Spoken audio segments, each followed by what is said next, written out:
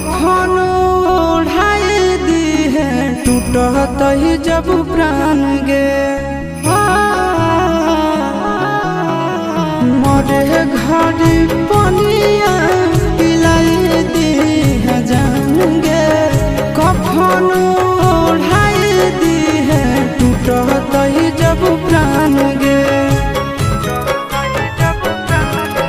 हगे हमारा से तोरा जाती प्यार होता भेंट सक छात कर लगे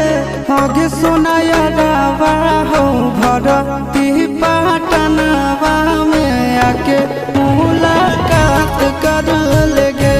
हगे सोनाया रावा हो भरती पटनवा में आके मुलाकात कर लगे।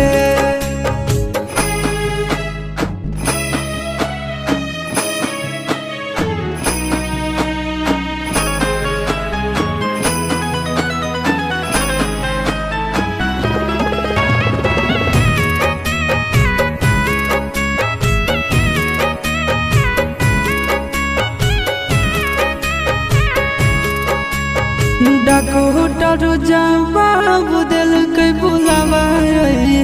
मौत के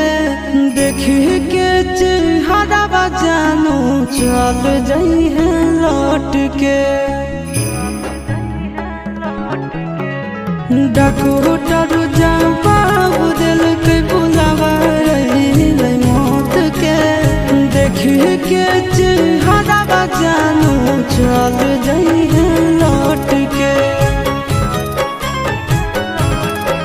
आगे अमन